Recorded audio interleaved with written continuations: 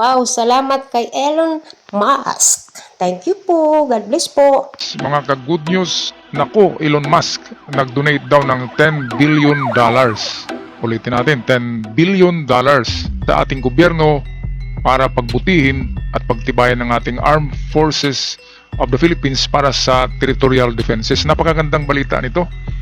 At alam nyo ba na si Elon Musk ang isa sa sanhi sa pagkapanalo ni Donald Trump dahil sa kanyang donasyon na $600 billion. Donasyon niya yun para sa kampanya ni Donald Trump.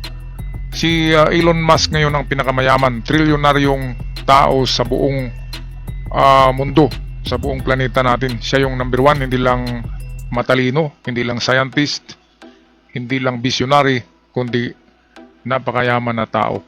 At siya ay tutulong kay PBBM para matransform itong Pilipinas into the dream of ours to become a Tiger of Asia. Tiger of Asia, kung dragon ng China, tayo yung maging tigre in the future. Narito ang ulat, atin panoorin.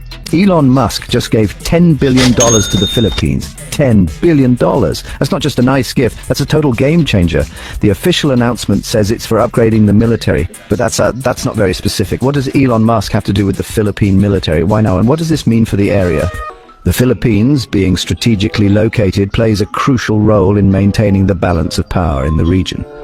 By bolstering the Philippines' military capabilities, the donation could be aimed at ensuring regional stability and deterring potential aggressors. This donation could be a way to make their defenses stronger and keep things stable. Ito, kaya nga hindi mapigil ang pagbili natin ng mga US Typhoon eh. US Typhoon kasi sa US bibili, meron ding shared dan si Donald Trump, si Elon Musk. Kasi halos lahat ng kampanya diyan ay may shares siyang si Elon Musk, lalo na sa military. At lalo na sa itong development ng airspace ng Amerika, si Elon Musk ang napakalaking contribution sa Amerika. At kahit dito sa Pilipinas, gumagamit na tayo ng Starlink.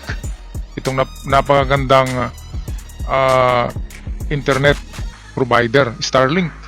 Mahal nga lang pero talagang mabilis. Pag pindot mo ay nandiyan na kaagad. Hindi katulad nitong gamit natin ng mga kunwari, mga fiber ng PLDT or Globe, ay naku, worldwide wait. Naghihintay, imbis na World Wide Web, nagiging World Wide Wait, naghihintay. Okay, so bakit nga ba military ang uunahin ni Elon Musk? Of course, to secure our territory. Kasi visionary si Elon Musk, sabi niya ang Pilipinas ang pinakamagandang gawing tech hub, ibig sabihin yung technology, ay dito siya maglagay ng mga kumpanya na gagawa para mismo i-compete sa China, iharap mismo sa China. Kaya gawin niya ang Pilipinas na tech hub. Ibig sabihin yung kanyang mga Tesla nandito na eh. Pero ilalagay niya dito yung yung pagawaan, yung industry talaga. Yung mga opisina, dito na siya mag-focus sa Pilipinas. Kaya kung nasaan si Elon Musk, ay ang lugar na yun ay magiging moderno. At kung magiging moderno, ay tataas ang level ng trabaho ng mga Pilipino. At hindi lang yun, matransform ang ating lugar into a tech hub. Ibig sabihin ay parang magiging Taiwan na sikat sa microchips, parang India na sikat sa microchips din. So yan na yung mangyayari sa Pilipinas kapag narito na si Elon Musk. At meron akong balita na nagpagawa na ng mansyon eh. Si Elon Musk dito, tirahan niya dito sa Pilipinas. Hindi lang sinabi kung saan. Kasi siya, sikreto lang. Alam niyo naman na trilyonaryo yung tao. Kaya dapat sikreto lang yung kanyang mansyon kung saan pinagawa. Okay, balik tayo dito sa balita. Itong balitang ito, courtesy sa atin ng mga newscaster sa ibang bansa. Strengthening the military infrastructure of the Philippines could serve as a deterrent against any hostile actions from neighboring countries. It could also enhance the country's ability to respond to various security challenges, from territorial disputes to natural disasters. A well-equipped and trained military force is essential for maintaining peace and security in the region. Another idea is about Musk's businesses. SpaceX and Starlink are growing fast, and the Philippines could be a good spot for them. The country's geographical location makes it an ideal hub for satellite operations and space-related activities. By investing in the Philippines, Musk could be looking to expand his business footprint in Asia. Ito na, parang nagkatotoo na ang hula sa Pilipinas, di ba? Ang Pilipinas ay sisibol na isang powerful nation in Asia. Parang umpisa na ito. Kaya huwag kayong magpabudol-budol sa mga gustong umupo sa trono ng presidente, dahil baka mabudol-budol tayo. Ang uupo dyan ay walang iniisip kundi kanilang mga bulsa at kanilang pamilya at kanilang pangalan. Walang pakialam yan kung ang Pilipinas ay mapunta sa China, ang Pilipinas ay ibenta, walang pakialam, basta sa kanila pera-pera. Kaya huwag kayong magpabudol-budol. Yung mga saradong utak dyan na mga DDS, buksan nyo ang isipan nyo. Yang tinitingala nyo na idol nyo, walang iniisip yan kundi mga bulsa nila. Tingnan nyo yung mga katawan, puro tattoo. Ganyan ba yung mabuting tao? Yung tattoo, triad pa, di ba? Yakuza, naku. Tapos yan ang mamahala sa Pilipinas. Kung hindi man si Robin Padilla, ay naku. Anong magagawa niyan? Walang koneksyon yan. Hindi katulad kay PBBM, kahit si Elon Musk ay rumirespeto kay PBBM. Alam naman nila na kinabang sila sa mga ginto ni Marcos. Yung pagsabog ng Twin Towers sa New York, merong bangko doon na nakadeposito ang mga gold ni Marcos. At pagsabog noon, sinabayan sa pagkuha kung sino man kinuha yung mga ginto at hindi na nakita. At nakinabang noon, of course, Amerika. Sino ba namang kukuha? Diba? So, yan, respetado si PBBM, kilala, at halos buong mundo ay may utang sa kanyang ama in terms of itong gold or gold deposit. Lahat ay nagkakautang. Halos lahat. Pati nga siguro Russia ay may utang yan eh. China mayroon utang yan. Nakita ko yan sa isa sa dokumento, merong dineposito sa Bank of China. Kaya may utang ang China sa mga Marcos. Okay, patuloy tayo sa bidyong ito. The donation might be a strategic move to foster goodwill and build strong partnerships with the local government and businesses. This donation might be a way for Musk to make partnerships and get access to the area. Establishing a presence in the Philippines could open up new opportunities for SpaceX and Starlink. It could facilitate the deployment of satellite internet services in the region, bridging the digital divide and providing high-speed internet access to remote and underserved areas. Additionally, it could pave the way for future space missions and collaborations with local space agencies and research institutions.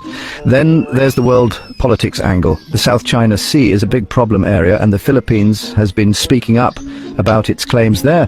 The region is a hotspot for geopolitical tensions, with multiple countries asserting their territorial claims. The Philippines has been vocal about its rights and has sought international support to uphold its claims.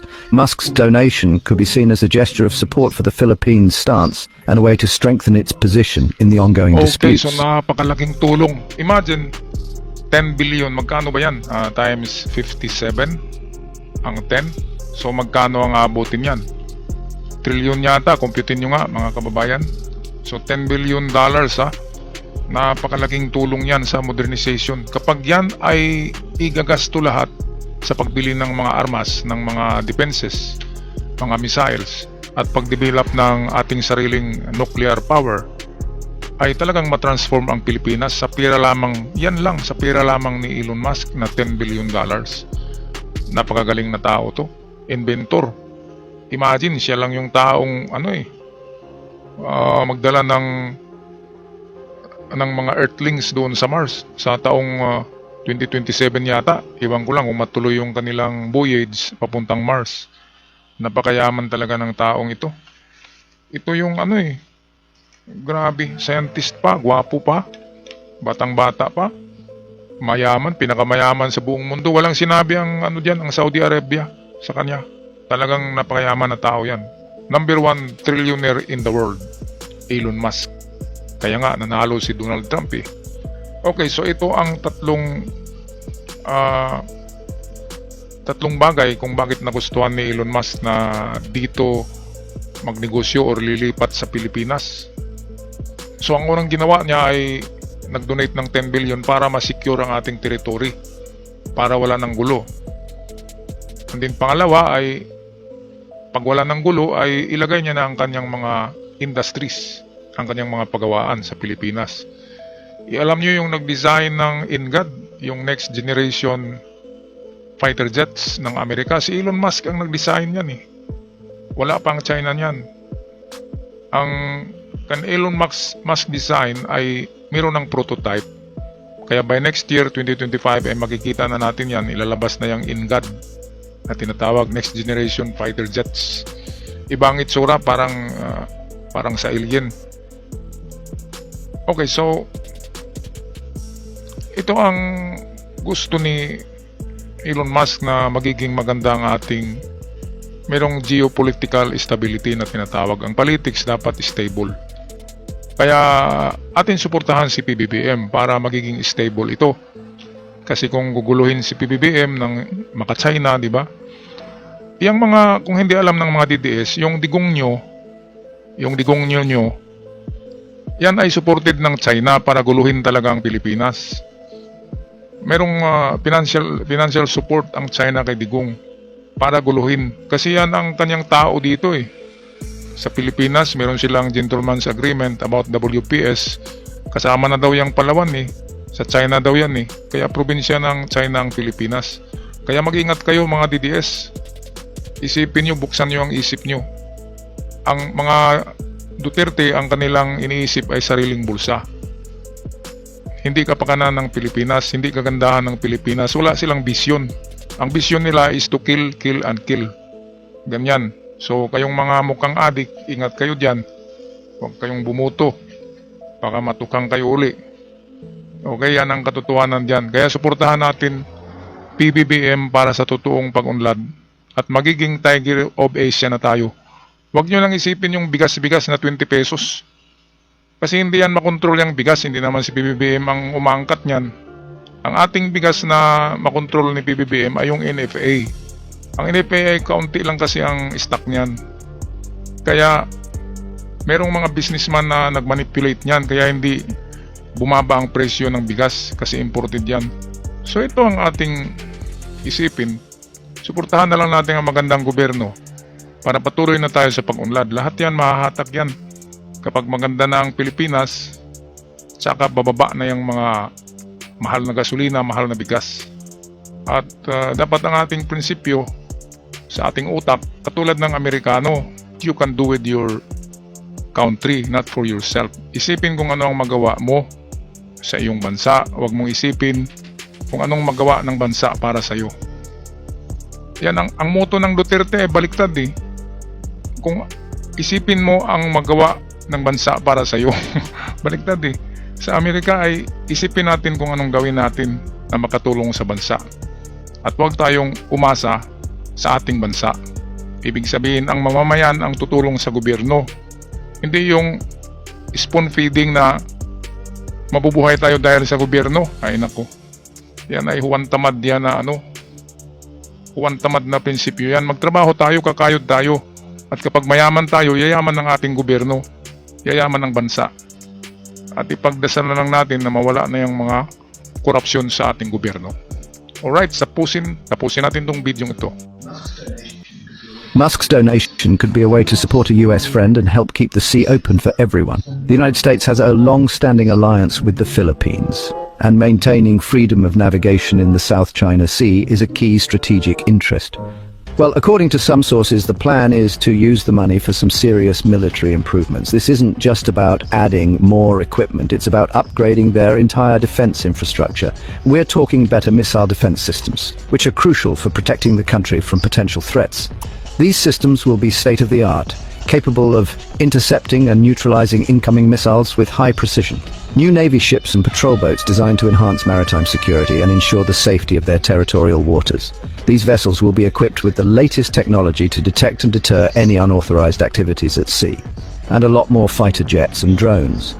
These additions will significantly boost their Air Force capabilities, providing better surveillance, reconnaissance, and Ito ang combat readiness. kinakatakutan ngayon ng China.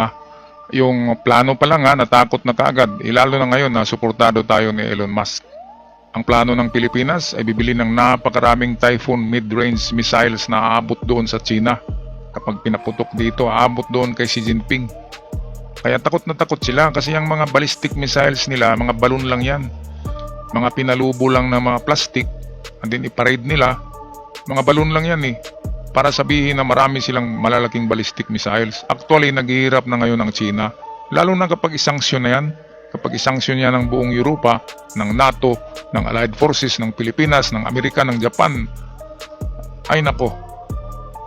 Kawawa yung mga inchik na yan. Kakain yan ng alikabok. Yang noodles, araw-araw na nila kakainin yan.